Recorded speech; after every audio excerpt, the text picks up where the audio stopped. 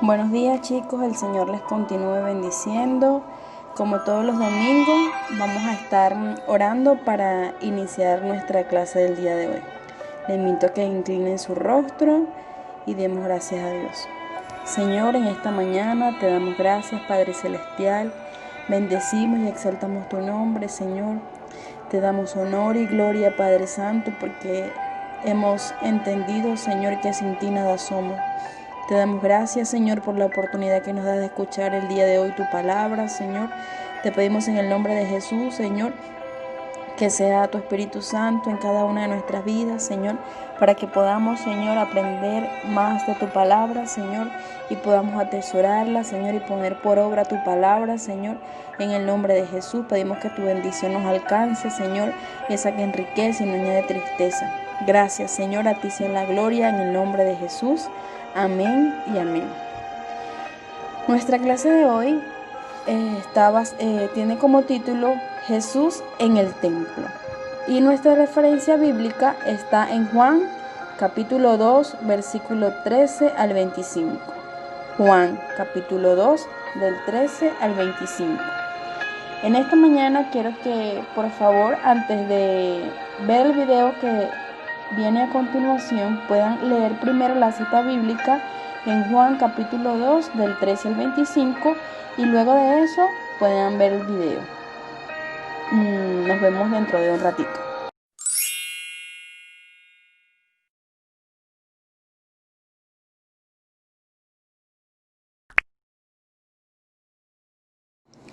Muy bien, en esta porción de la palabra podemos comparar la ira de Jesús con la ira que generalmente demostramos nosotros.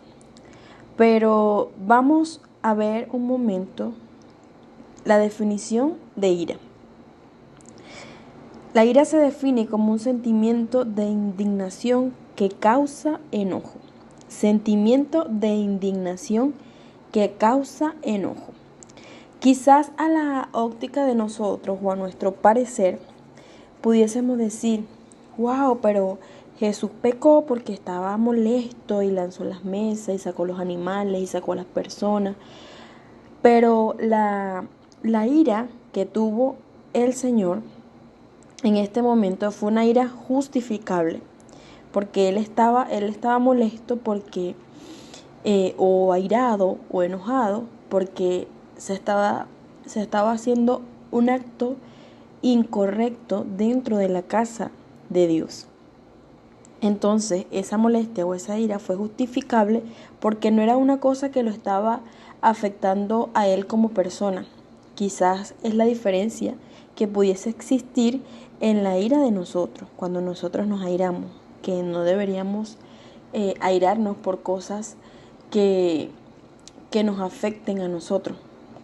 Como un ejemplo, por ejemplo, nosotros queríamos hacer algo en determinado tiempo y no se pudo lograr porque pasó una situación en la cual no pudimos hacer lo que nosotros queríamos hacer en ese momento, entonces nos molestamos, nos airamos y entonces ahí sí podemos caer en pecado porque estamos dejando que la ira entre a nuestro corazón o que el enojo y la amargura llegue a nuestro corazón o ese sentimiento de indignación.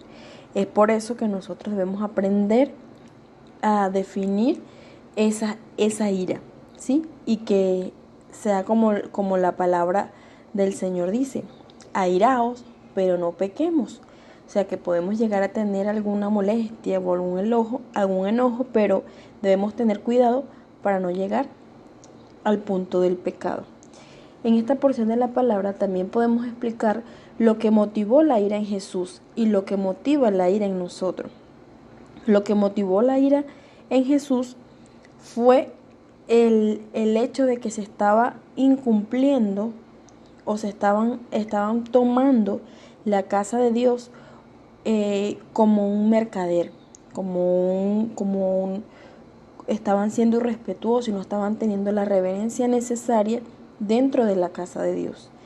Entonces, cuando nosotros empezamos a comparar nuestra vida con los relatos o o lo que dice la palabra de Dios, entonces nosotros podemos tener ese filtro, podemos pasar nuestra vida por ese filtro que es la palabra de Dios, y entonces podemos decir, esto está correcto o esto está incorrecto, lo que yo estoy haciendo, porque nuestra vida debe ser para agradar a Dios. ¿Y cómo sabemos si estamos agradando a Dios? A medida que vamos leyendo, a medida que vamos estudiando su palabra, entonces la misma palabra de Dios nos va a responder nuestra pregunta. Y también podemos comentar de cómo reaccionó Jesús. Podemos comentar de cómo reaccionaría Jesús si estuviera en nuestra iglesia. Si estuviera en nuestra iglesia, ¿será que Jesús se contentaría o también tuviese ira por lo que nosotros estamos haciendo? Debemos evaluarnos y si estamos haciendo algo que no es correcto delante de los ojos del Señor, podamos rectificarlo y podamos ser una iglesia nosotros como personas y como hijos de Dios que agrade a Dios y que Dios pueda ser agradado de nosotros y pueda tener una sonrisa en su rostro cuando nos ve, porque nosotros queremos obedecerle, porque nosotros queremos hacer las cosas conforme a lo que a Él le agrada. ¿Sí? Ok, muy bien. Ahora, como actividad o como tarea, deben escribir o definir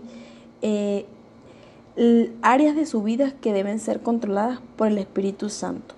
En cuanto a la ira, si han tenido episodios de ira y han llegado al pecado, o si han tenido episodios de ira y no han llegado al pecado. Si saben definir eso en sus vidas, que puedan responder esa pregunta para que así puedan hacerse una autoevaluación y puedan crecer.